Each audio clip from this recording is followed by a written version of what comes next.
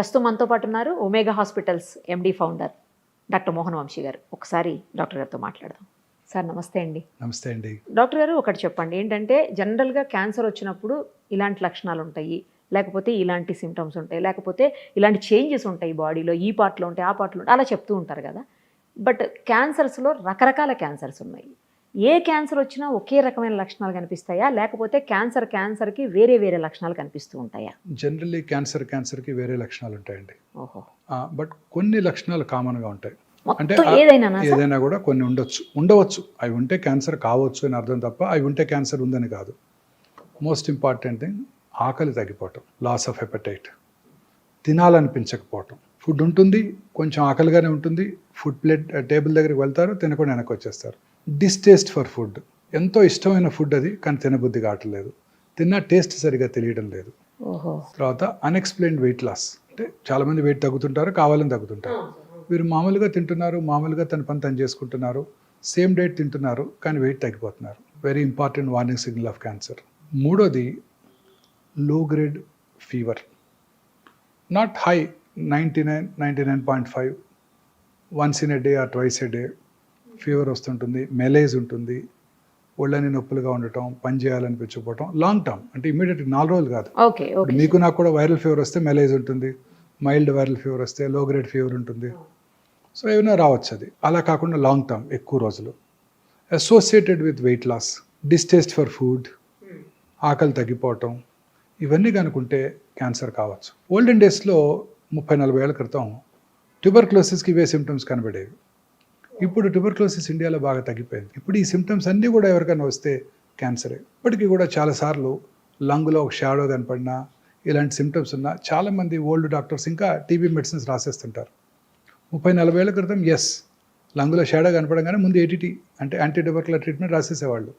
ఇప్పుడు అలా కాదు, మనం కన్ఫర్మ్ చేసుకోవాలి. చాలాసార్లు ఇప్పటికీ కూడా నేను చూస్తుంటాను, పేషెంట్స్ టీబీకి ట్రీట్మెంట్ తీసుకోవటం, తగ్గకపోతే అప్పుడు 3 నెలల తర్వాత సిటీ స్కాన్ చేయటం, అందులో క్యాన్సర్ బయటపడటం, ఆ పార్టీకి ముదిరిపోవటం. సో ఇలా ఏ సిమ్టమ్ కూడా కన్ఫర్మేషన్ కావాలి మనకి. సో ఈ సిమ్టమ్స్ అన్నీ కూడా ఏ క్యాన్సర్లోనే ఉండొచ్చు. ఇన్ అడిషన్ టు దిస్, మనకు శరీరంలో ఏ పార్ట్లో అయితే క్యాన్సర్ వచ్చిందో ఆ పార్ట్ని బట్టి సిమ్టమ్స్ ఉంటాయి. ఉదాహరణకి బ్రెయిన్ క్యాన్సర్ అనుకోండి, హెడేక్, క్రమం తప్పకుండా హెడేక్ పెరుగుతూ ఉంటుంది, ఇంటెన్సిటీ పెరుగుతూ ఉంటుంది. ఎస్పెషల్లీ ఎర్లీ మార్నింగ్ హెడేక్, నిద్ర లేవగానే హెడేక్, లేకపోతే లేవటమే హెడేక్తో నిద్ర లేవటం, హెడేక్ వచ్చి పొద్దున్నే 4 5 మేలుకు రావటం, అండ్ వర్సనింగ్ హెడేక్తో పాటు ఫిట్స్ రావటం, కళ్ళు తిరిగినట్టు ఉండటం, వామిటింగ్ రావటం, ప్రొజెక్టైల్ వామిటింగ్ సడన్గా, అంటే టైం కూడా ఇవ్వదు. మామూలుగా వామిటింగ్ సెన్సేషన్ ఉంటే తెలుస్తుంటుంది, వచ్చేస్తే అనుకున్నప్పుడు వాష్రూమ్కి వెళ్తాం, వామిటింగ్ చేసేస్తాం. ఇక్కడ అది కూడా అంత టైం ఇవ్వదు. టక్కన హెడేక్, వామిటింగ్, ఫిట్స్, ఇది వెరీ ఇంపార్టెంట్, ఎస్పెషలీ నడి వయసులో 40s దాటాక. ఇలాంటి సిమ్టమ్ ఉంటే definitely most likely brain cancer. అంటే బ్రెయిన్లోనే పుట్టుండవచ్చు, శరీరంలో ఇంకెక్కడైనా పుట్టి బ్రెయిన్కి పాకుండవచ్చు. That is very common. In fact 100 brain cancers, brain tumours చూస్తే 70 బయట నుంచి వచ్చినవి. అంటే దాన్ని ప్రైమరీ, సెకండరీ అంటాం. తర్వాత బ్రెయిన్లో వచ్చిన లొకేషన్ బట్టి సిమ్టమ్స్ మారిపోతాయి. మోటార్ కార్టెక్స్ అంటారు, పెరైటల్ ఏరియా, అక్కడ వచ్చినట్టయితే ఆపోజిట్ సైడ్ కాల్లో చెయ్యో వీక్ అవటం, పడిపోవటం, కాలు పడి పూర్తిగా పక్షవాతం రావటం. ఫ్రాంటల్ లోబులో వస్తే వాయిస్ పడిపోవటం, ఆర్ కొన్నిసార్లు సడన్గా అందరి ముందు డ్రెస్ చేంజ్ చేసుకోవటం, అందరి ముందు యూరిన్ పాస్ చేయటం. ఆక్సిపిటల్ లోబులో వస్తే విజువల్ డిస్టర్బెన్సెస్ రావటం. చిన్న మెదడు అంటాం, సెరిబెల్లం, అక్కడ వచ్చినట్టయితే ఆల్కహాల్ తాగిన వాళ్ళు నడిచినట్టు నడవటం. ఇవన్నీ కూడా సైట్ స్పెసిఫిక్ సిమ్టమ్స్, ఎక్కడ వచ్చిందో దాన్ని బట్టే ఉంటాయన్నమాట. ఓకే, ఇలా వచ్చిన లొకేషన్ బట్టి. అదే కొంచెం కిందకు వచ్చామనుకోండి, oral cavity cancers very common. South ఇండియాలో కామనెస్ట్ క్యాన్సర్ ఓరల్ క్యావిటీ క్యాన్సర్సే పురుషుల్లో. అంటే ఈ ఓరల్ క్యావిటీలో చాలా ఆర్గన్స్ ఉంటాయి, టంగు, బకల్ మ్యూకోజా, లిప్స్, అంగటి, palate, posterior part of the tongue, స్వరపేటిక, ఇవన్నీ కూడా oral cavity and hypopharyngeal cancers. Okay. Oral cavity cancer లక్షణాలు కనుక మీరు చూసినట్టయితే, మానని పుండు, ఎరుపు తెలుపు మిళితమైన ప్యాచెస్ ఉండటం, నాలుక మీద కానీ ఎక్కడైనా కానీ రెడ్డిష్ ఆర్ వైటిష్ ప్యాచెస్ 2 కలిపి ఉండటం.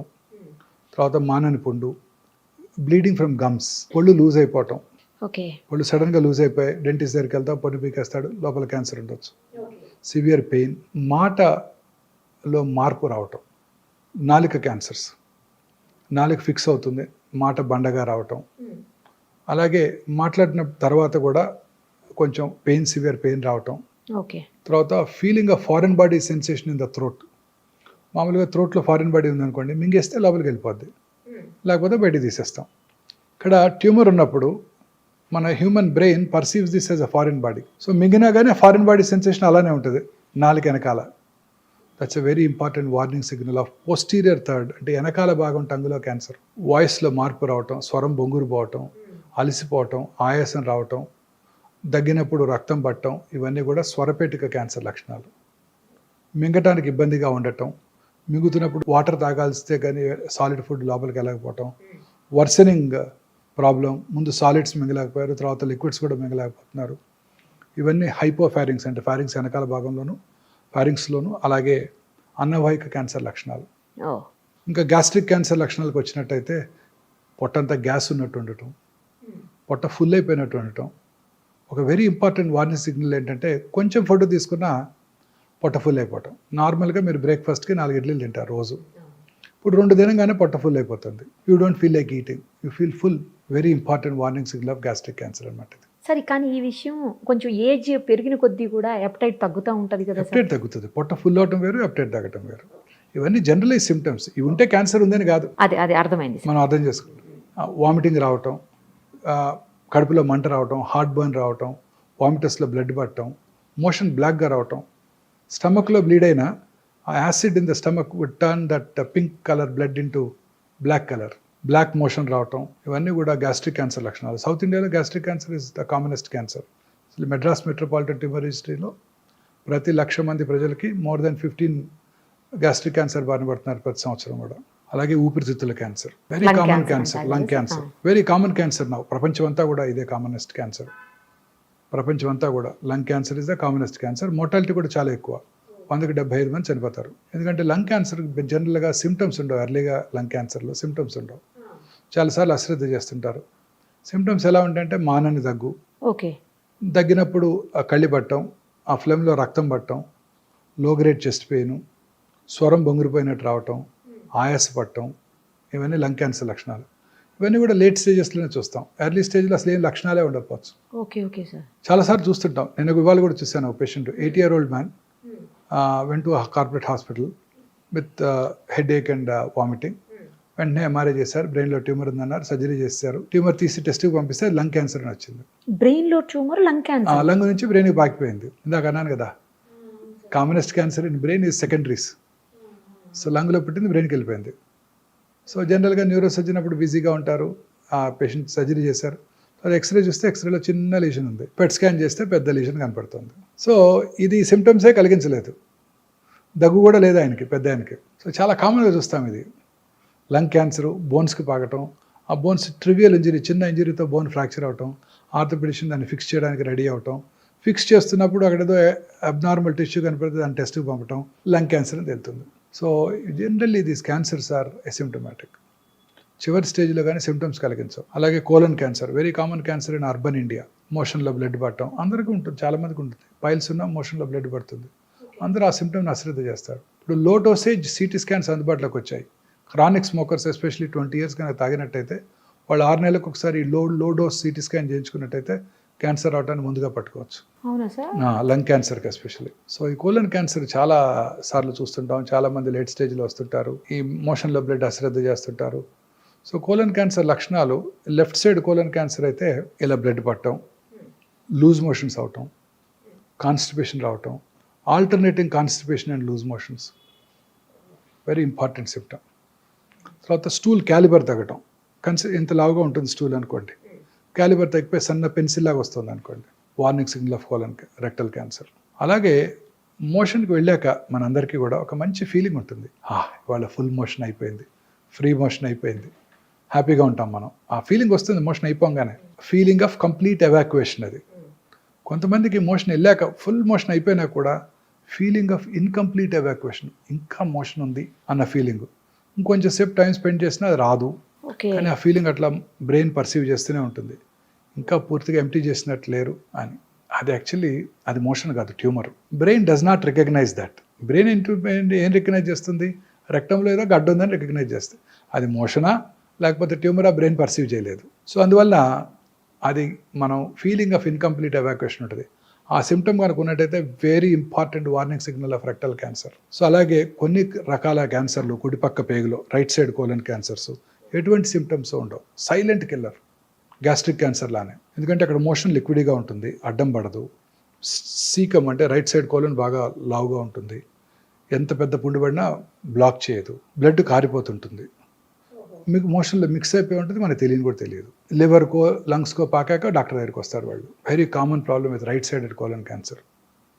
అసలు 40 ఏళ్ళు దాటాక ఎవరికైనా ఎనీమియా అంటే రక్తలేమి రక్తహీనత వచ్చినట్టయితే ఫస్ట్ ఎండోస్కోపీ కొలనోస్కోపీ చేసుకోవాలి. సౌత్ ఇండియాలో అయితే upper GI endoscopy first, followed by colonoscopy normal ఉంటే. నార్త్ ఇండియాలో అయితే colonoscopy first, followed by and upper GI scopy. ఎందుకంటే ఈ 2 క్యాన్సర్లు కూడా బ్లడ్ తగ్గిపోతుంటాయి. చాలామంది ఎనీమియా వచ్చినప్పుడు డాక్టర్ దగ్గరికి వెళ్ళినప్పుడు డాక్టర్లు బ్లడ్ ట్రాన్స్ఫ్యూషన్ ఇస్తారు, హిమటోనిక్స్ ఇస్తారు, ఐరన్ సప్లిమెంట్స్ ఇస్తారు, విటమిన్ సి ఇస్తారు, B12 ఇస్తారు. అవసరమైతే బ్లడ్ తగ్గినప్పుడు ఇంకొక మెయిన్ సిమ్టమ్ ఏంటంటే ఆయాసం రావటం. ఆయాసం వస్తే ఫస్ట్ ఎవరి దగ్గరికి వెళ్తారు? ఓల్డ్ మ్యాన్ కార్డియాలజిస్ట్ దగ్గరికి వెళ్తారు. ఆయన ఎంజాయ్ చేస్తారు, అందరికీ 2 బ్లాకులు ఉంటాయి ఆ వయసులో, 2 స్టెంట్లు వేసేస్తారు. ఆ తర్వాత మళ్ళీ ఇంకా కూడా ఆయాసము రక్తలేని ఉన్నట్టయితే అప్పుడు ఆంకాలజీ దగ్గరికి వెళ్తారు, వాళ్ళే పంపుతారు క్యాన్సర్ ఏమోనని. చాలా కామన్గా చూస్తుంటాం ఈ సిమ్టమ్. యూరిన్లో బ్లడ్ పట్టడం. ఎక్కడ బ్లడ్ పడినానండి, ముక్కులోంచి కానీ, నోట్లోంచి కానీ, చెవిలోంచి కానీ, యూరిన్లో కానీ, మోషన్లో కానీ, ఫ్లమ్లో కానీ, ఎక్కడ బ్లడ్ పడినా కూడా నిప్పుల నుంచి బ్లడీ డిశ్చార్జ్ రావటం కానీ, అబ్నార్మల్ బ్లీడింగ్ ఫ్రమ్ యూట్రస్ కానివ్వండి, పీరియడ్స్ కాని టైంలో బ్లడ్ వచ్చినా కానీ, ఇంటర్మెన్స్ట్రల్ బ్లీడింగ్ కానివ్వండి, పోస్ట్ కాయిటల్ భర్తతో చేరిన తర్వాత బ్లీడింగ్ కానివ్వండి, ఇవన్నీ కూడా అశ్రద్ధ చేయకూడదు. ఈ 6 సిమ్టమ్స్ అసలు ఎప్పుడు అశ్రద్ధ చేయకూడదు. చాలా వెరీ ఇంపార్టెంట్ వార్నింగ్ సిగ్నల్స్. ఇప్పుడు భారతదేశంలో స్త్రీలలో అత్యధికంగా కనబడే క్యాన్సర్ బ్రెస్ట్ క్యాన్సర్. 2022లో 2,24,000 బ్రెస్ట్ క్యాన్సర్ డయాగ్నోస్ అయ్యాయి. 2010లో ఇట్ వాజ్ 80. రోజుకి పెరిగిపోతుంది. ఇంకొక బ్యాడ్ న్యూస్ ఏంటంటే భారతదేశంలో చూసే బ్రెస్ట్ క్యాన్సర్ పేషెంట్స్ యంగేజ్లో వస్తున్నారు. యంగేజ్లో వస్తే దే ఆర్ వెరీ అగ్రెసివ్. ఏ క్యాన్సర్ అయినా for that matter except thyroid, ఏ క్యాన్సర్ అయినా చిన్న వయసులో వచ్చిందంటే 20 to 40 మధ్య వచ్చిందంటే చాలా అగ్రెసివ్గా బిహేవ్ చేస్తాయి.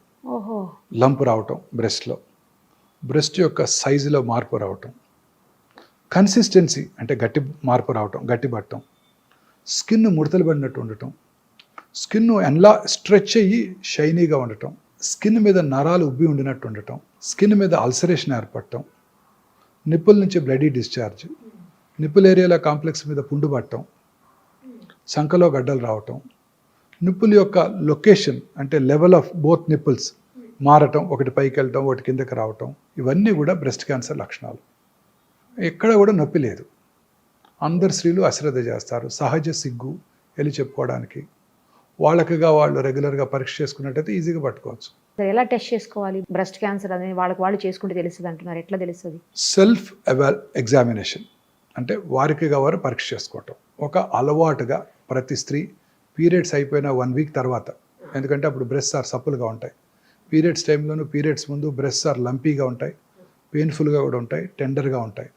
ఆ టైంలో కాకుండా పీరియడ్స్ అయిపోయిన తర్వాత, పీరియడ్ ఆగిపోయిన తర్వాత ఆ నెలకి 1 వారం తర్వాత వారికిగా వారు స్నానం చేస్తున్నప్పుడు కూర్చొని రూమ్కి వచ్చాక పడుకొని కుడి చేత్తో ఎడమ చెస్టు, ఎడమ చేత్తో కుడి చెస్టు సిస్టమేటిక్గా సెంటర్ నుంచి పెరిఫెరిక్ కానీ పైనుంచి కిందకి కానీ సిస్టమేటిక్గా ఫ్లాట్ ఆఫ్ ద హ్యాండ్తో ఎగ్జామిన్ చేసుకోవాలి.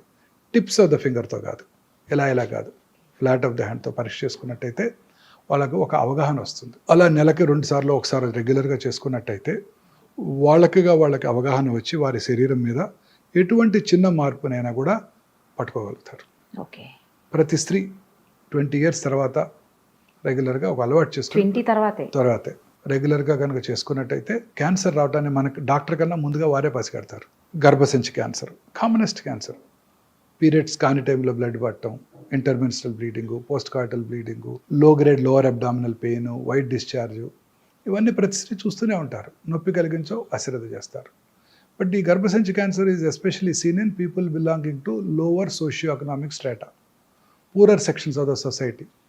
ఎందుకంటే వాళ్ళలో సరి అయిన అవగాహన లేకపోవడం, హైజీన్ మీద, మెన్స్ట్రల్ పీరియడ్స్ టైంలో సరి అయిన హైజీన్ మెయింటైన్ చేయకపోతే హ్యూమన్ పాపిలోమేటస్ వైరస్ HPV వైరస్ ఎక్కువగా వ్యాప్తి చెంది ఈ క్యాన్సర్లు వస్తుంటాయి. ఈ HPV virus is a very smart virus, smarter than corona. అబ్బో. అదేం చేస్తుందంటే ఇంట్రా సెల్యులర్, సెల్ లోపల ఉంటుంది, సెల్ బయటకు రాదు. తద్వారా సెల్ లోపలే ఉంటే మన ఇమ్యూన్ మెకానిజమ్స్ దాన్ని పట్టుకోలేవు. సో దానికి ఇమ్యూనిటీ డెవలప్ అవ్వదు. కరోనా మీకు ఒకసారి వస్తే ఇమ్యూనిటీ డెవలప్ అయిపోతుంది, రెండోసారి వస్తే అంత సివియర్గా ఉండదు. దీని అలా కాదు, లోపలే ఉంటుంది, ఇమ్యూనిటీ రాదు, రిపీటెడ్ ఇన్ఫెక్షన్స్, క్యాన్సర్ వచ్చేస్తుంది. అందుకే ప్రతి స్త్రీ కూడా వ్యాక్సిన్ తీసుకోవాలి. 20 ఏళ్ళకు ముందే 10-12 ఏళ్ల వయసులోనే వ్యాక్సిన్ కనుక తీసుకున్నట్టయితే 3 డోసెస్ ఈ గర్భసంచి ముఖద్వార క్యాన్సర్ వాళ్ళకి ఎప్పటికీ రాదు. మొన్ననే బడ్జెట్ అనౌన్స్ చేశారు నిర్మలా సీతారామన్ గారు. ఈ సంవత్సరం నుంచే వ్యాక్సిన్ ఇస్తామని ఫ్రీగా ఇండియాలో మ్యానుఫ్యాక్చర్ చేస్తామని ఓట్ ఆన్ అకౌంట్ బడ్జెట్లో చెప్పారు, మొన్న బడ్జెట్లో చెప్పలేదు. మరి చెప్పారేమో మనం చూడలేదేమో తెలియదు, పూర్తి డిస్క్రిప్షన్ చూస్తే తప్ప మనం చెప్పలేము. సో ఇండియాలో తయారు చేస్తున్నారు కాబట్టి మోర్ ఎకనామికల్ అయిపోతుంది, ప్రజలందరికీ కూడా తీసుకురాగలిగితే. కానీ చిన్న ఏజ్లోనే అంటున్నారు, చిన్న ఏజ్లోనే, తర్వాత పనికి రావాలి. పెళ్ళైన వాళ్ళు కూడా తీసుకోవచ్చు, బట్ ముందుగా వాళ్ళు టెస్ట్ చేసుకుని జబ్బు లేదని చూసుకొని వ్యాక్సిన్ వేసుకున్నాక 6 నెలలు ప్రెగ్నెన్సీ రాకూడదు. 45 ఏళ్ళ వరకు తీసుకోవచ్చు, but best time is 10 to 12 years. అసలు వైరల్ ఇన్ఫెక్షన్ రాకముందే కనుక తీసేసుకుంటే సరిపోద్ది. ఇంకా చాలా క్లినికల్ ట్రయల్స్ కూడా జరుగుతున్నాయి. అసలు జబ్బు ఇచ్చేది బాయ్సే, అంతే, మెన్నే ఇచ్చేది. సో మెన్కే ముందు ఇచ్చేస్తే అది చేస్తున్నారు, క్లినికల్ ట్రయల్స్ జరుగుతున్నాయి దాని ఎఫికసీ మీద. ఫ్యూచర్లో అది కూడా వస్తుంది. మెన్లో కూడా ఓరల్ క్యాన్సర్స్కి మైకల్ డగ్లస్ చెప్పారు కదా, famous movie artist, Hollywood, oral క్యాన్సర్స్కి రావడానికి కూడా అబ్రాడ్లో HPV virus is the most commonest cause. మనకి tobacco usage, gutka usage, smokeless tobacco and smoking tobacco is the risk factor, most important risk factor మనకి. So అలాగే పుట్టుమచ్చల్లో వచ్చే క్యాన్సర్స్, మెలనోమా అంటాం. పుట్టుమచ్చ సైజు పెరిగిన, కలర్ మారిన, పుండుబడిన, ఫ్లేక్స్గా ఊడిపోతున్న, బ్లడీ డిశ్చార్జ్ ఉన్న, అవి క్యాన్సర్గా మారుతున్న లక్షణాలు అనమాట. ఈ పుట్టుమచ్చ క్యాన్సర్స్ వెరీ డేంజరస్ అండి, చాలా అగ్రెసివ్గా పాకుతుంటాయి. ఇలా వచ్చిన లొకేషన్ బట్టి మన క్యాన్సర్స్ లక్షణాలు ఉంటాయన్నమాట. సార్ చెప్పండి, ఇప్పుడు ఒక హెరిడిటరీగా వచ్చేటువంటి క్యాన్సర్స్ ఉంటాయి కొంతమందికి అలా కాకుండా కేవలం వాళ్ళ హ్యాబిట్స్ తోటి, ఫుడ్ హ్యాబిట్స్ లేదంటే డ్రంకన్ కండిషన్స్, బాగా ఆల్కహాలిక్, లేదంటే స్మోకింగ్, ఇలాంటి వాటితోటి వచ్చే క్యాన్సర్స్ ఉంటాయి. మరి ఇలాంటివి కూడా హెరిడిటరీ క్యాన్సర్స్గా మారే అవకాశం ఉంటుందా, అలా ఏముండదా? అంటే cancer is not hereditary, first మీరు తెలుసుకోవాలి. అది ఒక 6 రకాల క్యాన్సర్స్: బ్రెస్ట్, ఓవరీ, థైరాయిడ్, ప్రాస్టేటు, కోలను, ప్యాంక్రియాస్. ఇవి కనుక దగ్గర బంధువుల్లో ఉన్నట్టయితే, అంటే అక్క చెల్లెలకి, అన్నదమ్ములకి, తల్లిదండ్రులకు ఉన్నట్టయితే, ఫస్ట్ డిగ్రీ రిలేటివ్స్లో వాళ్ళకి ఈ క్యాన్సర్ వచ్చే అవకాశాలు సాధారణ ప్రజానీకం కంటే కొంచెం ఎక్కువ. అంతే తప్ప వాళ్ళకి వస్తేనే కాదు. ఓకే. కొన్ని జన్యుపరమైన కారణాల వల్ల క్యాన్సర్స్ వస్తాయి. Most important BRCA1, BRCA2, famous personality, Hollywood movie heroine Angelina Jolie. తల్లిగారికి ట్రిపుల్-నెగటివ్ బ్రెస్ట్ క్యాన్సర్ వస్తే వారు ఈ BRCA1, BRCA2 టెస్ట్ చేయించుకొని 2011లోనే వారు bilateral mastectomy, subcutaneous mastectomy, implant place చేసుకున్నారు. అలాగే బైలాటరల్ ఊఫరెక్టమీ కూడా చేయించుకున్నారు. 2 ఓవరీస్ కూడా తీయించేసుకున్నారు. Hereditary breast ovarian cancer syndrome అంటారు దీన్ని. సో ఈ 2 కనుక ఉన్నట్టయితే 100% breast cancer, 70 to 80% ovarian cancer వస్తుంది. అందుకే అమ్మాయి అంత చిన్న వయసులోనే 2 బ్రెస్ట్లు, 2 ఓవరీలు తీయించుకుంది. ఇక ఆమెకు వచ్చే ఛాన్స్ ఉండదా? ఉండదు. ఇంకా BRCA1, BRCA2 మ్యుటేషన్. మొన్న మధ్య హంసానందని గారు కూడా అనౌన్స్ చేశారు, వారికి ట్రిపుల్-నెగటివ్ బ్రెస్ట్ క్యాన్సర్, వారికే BRCA1 పాజిటివ్ ఉందని. వారికి కూడా బ్రెస్ట్ క్యాన్సర్ వచ్చే అవకాశాలు 90%, ఓవేరియన్ క్యాన్సర్ వచ్చే అవకాశాలు 60 to 70%. సో ఈ BRCA1, BRCA2 పాజిటివ్ ఉంటే వాళ్ళకి రిస్క్ రిడక్షన్ సర్జరీస్ అని ముందే చేయించుకున్నట్టయితే క్యాన్సర్ రాకుండా కాపాడుకోవచ్చు. తర్వాత కొన్ని రకాల thyroid cancers, medullary thyroid carcinoma, RET gene అంటారు, RET జీన్, రెడ్ జీన్, అది కనుక్కున్నట్టయితే వాళ్ళకి ఆ క్యాన్సర్ వస్తుంది. మల్టిపుల్ ఎండోక్రైన్ నియోప్లేషియా అని కూడా అంటారు. సో వాళ్ళకి ఆ మెడులరీ కార్సినోమా ఉండి రెడ్ జీన్ కనుక పాజిటివ్ ఉంటే వాళ్ళ పిల్లలకి థైరాయిడెక్టమీ చేసేయాలి ఫస్టే. ఎప్పుడు చేయాలి? 1 year రాకముందే చేసేయాలి, అప్పుడే బెస్ట్ సర్వ్డ్. అంత చిన్న ఏజ్. రెడ్ జీన్ పాజిటివ్ అంటే 1 year రాకముందే చేసేసేయాలి థైరాయిడ్ సర్జరీ, టోటల్ థైరాయిడెక్టమీ చేయించేసుకోవాలి. అలాగే FAP gene, familial adenomatous polyposis coli, ఈ FAP జీన్ పాజిటివ్ ఉన్న వాళ్ళలో 35 నుంచే క్యాన్సర్లు వచ్చేస్తుంటాయి కోలంలో. ఆ FAP జీన్ పాజిటివ్ ఉంటే 35 years రాగానే కొలనోస్కోపీ చేయించుకొని, లేకపోతే ముందుగానే కొలనోస్కోపీ స్క్రీనింగ్ చేసుకుంటూ పాలిప్స్ కనుక డెవలప్ అయిన వెంటనే టోటల్ ప్రాక్టోకోలెక్టమీ చేసేసుకుంటే ఆ క్యాన్సర్ అవడాన్ని మనం నిరోధించవచ్చు. అలాగే hereditary non polyposis colon cancer కూడా ఉంది, లించ్ సిండ్రోమ్ అంటారు. వాళ్ళకు కూడా ఈ కోలన్ క్యాన్సర్ స్క్రీనింగ్ రెగ్యులర్గా చేసుకోవాల్సి ఉంటుంది. సో ఇంకా ఇతరత్ర ఫుడ్ హ్యాబిట్స్ వలన, మీరు అన్నట్టు స్మోకింగ్, ఆల్కహాల్ వలన క్యాన్సర్స్ వస్తాయి. వాళ్ళలో అవి జనరల్గా వంశపారంపర్యం కాదు, అవి జనరల్గా లేట్ ఏజ్లో వస్తుంటాయి. ఓకే. సో స్మోకింగ్ చేసే వాళ్ళను, గుట్కా తినే వాళ్ళలో ఈ క్యాన్సర్స్ చూస్తుంటాం చాలా రెగ్యులర్గా. అది వంశపారంపర్యం కాదు. సార్ ఇప్పుడు ఒకసారి స్మోకింగ్ చేసి 10 ఏళ్ళు, 15 ఏళ్ళు, 20 ఏళ్ళు స్మోకింగ్ చేసి ఆపేసి 20 ఏళ్ల తర్వాత కూడా వచ్చే అవకాశం ఉంటుందా సార్? 20 ఏళ్ళు ఏంటంటే 50 ఏళ్ళ తర్వాత కూడా వచ్చే అవకాశం ఉంటుంది. ఆ పాపం అలానే వెనకాలే వెంటబడుతూనే ఉంటుంది. చాలా మంది అంటారు నేను స్మోకర్ అంటే కాదు పో అంటారు. అదే ఎప్పుడు చాలా చేసండి 50 ఏళ్ళు ఏంటంటే ఆపేసి అంటారు. 50 ఏళ్ళు కాదు 60 ఏళ్ళు అయినా ఆ పాపం వెనకాలే వెంటాడుతుందండి. స్మోక్ చేసిన 6 సెకండ్స్లో 400 to 500 క్యాన్సర్ కారక సబ్స్టెన్సెస్, కార్సినోజెన్స్ బ్లడ్లోకి వచ్చి బాడీ అంతా బ్రెయిన్ నుంచి కింద వరకు ఎక్కడైనా క్యాన్సర్ కలిగించవచ్చు. గర్భసంచి ముఖద్వారం స్మోక్ చేసే ఆడవాళ్ళలో అక్కడ కూడా క్యాన్సర్ వస్తుంది. ఎండోమెట్రియల్ క్యాన్సర్ అని ఒకటి ఉంది. గర్భసంచిలో 2 పార్ట్స్ ఉన్నాయి, body and cervix. Cervix cancer వస్తుంది స్మోక్ చేస్తే, కానీ స్మోక్ చేసే ఆడవాళ్ళలో ఎండోమెట్రియల్ క్యాన్సర్ వచ్చే అవకాశాలు తక్కువ ఉంటాయి. Interesting observation. ఇండియాలో స్మోక్ చేయరు కదా, మా లేడీస్ చేయరు, చాలా తక్కువ వేళ్ళ మీద లెక్క పెట్టచ్చు.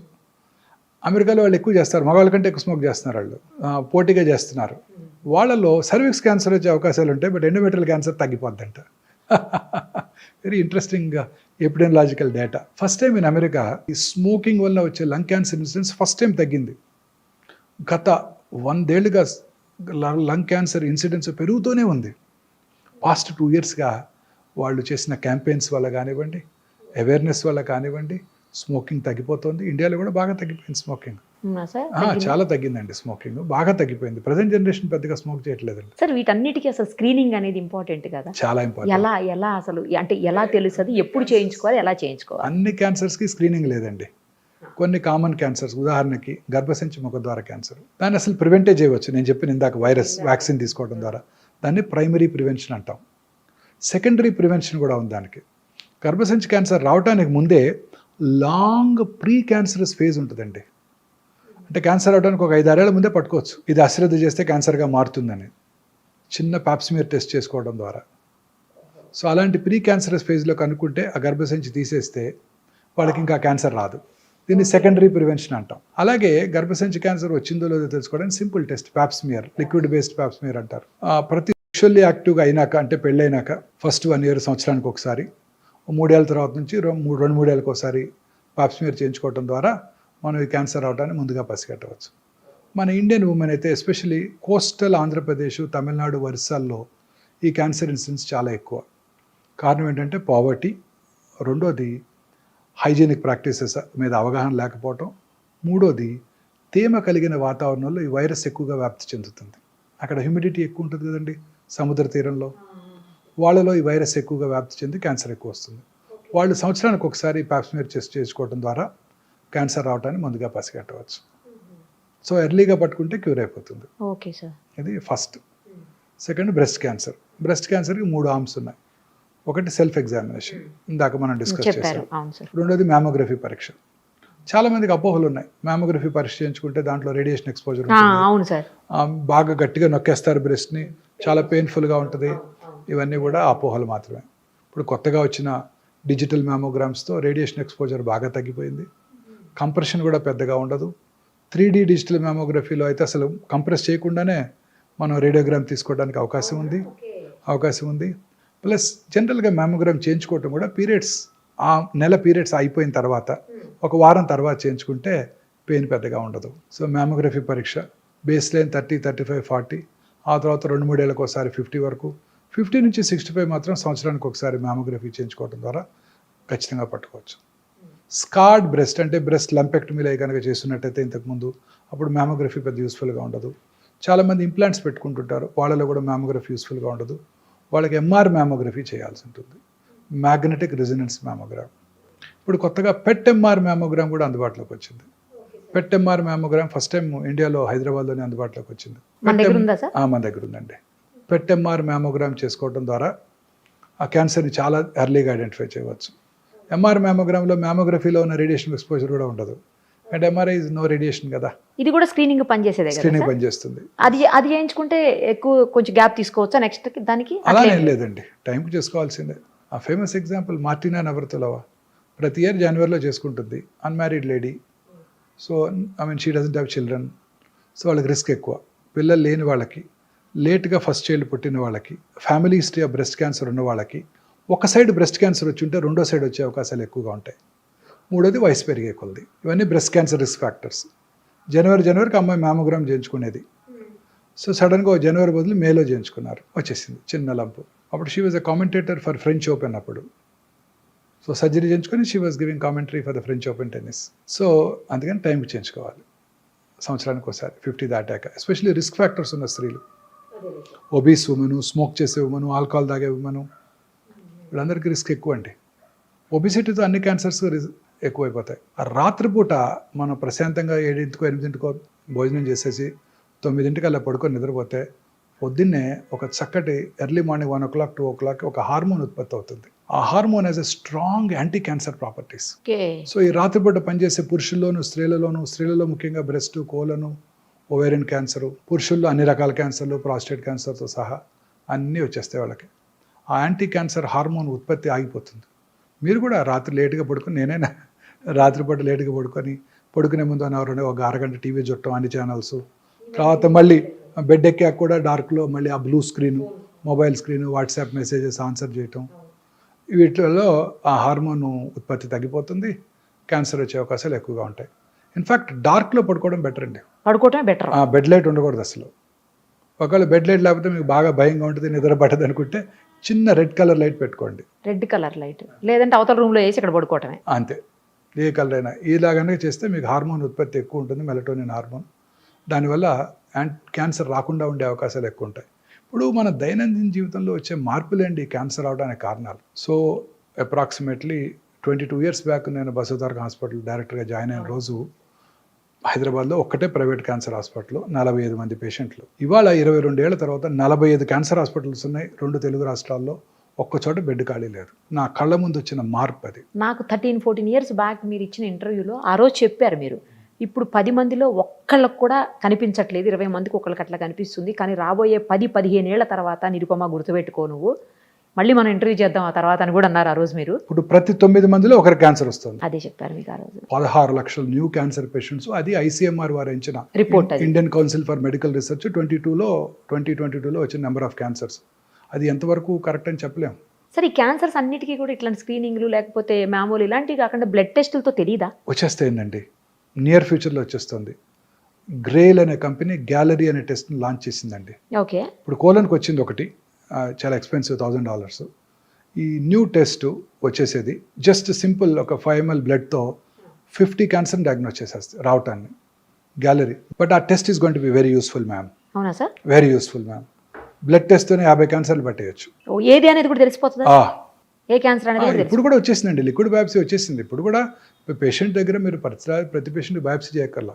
ఇప్పుడు చాలా మందిలో అపోహ ఉందండి, బయాప్సీ చేస్తే క్యాన్సర్ పెరిగిపోద్ది, నీటిని పెట్టి కూర్చుతావా, క్యాన్సర్ తేనె తుట్టుని కదిలిస్తే అట్ట పాకిపోద్ది. ఇప్పుడు కూడా ఒక డాక్టర్ ఆర్గ్యూ చేస్తాను నాతో వచ్చే ముందు. ఆమె నాందేడ్లో డాక్టర్, పెద్ద లార్జ్ రిట్రోపెరిటోనియల్ ట్యూమర్, బయాప్సీ వద్దంటది.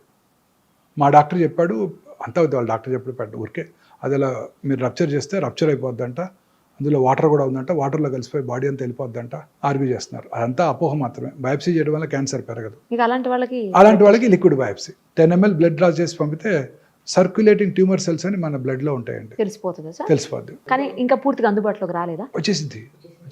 ఇప్పుడు చేసేసాము ఆ పేషెంట్కి లిక్విడ్ బయాప్సీ.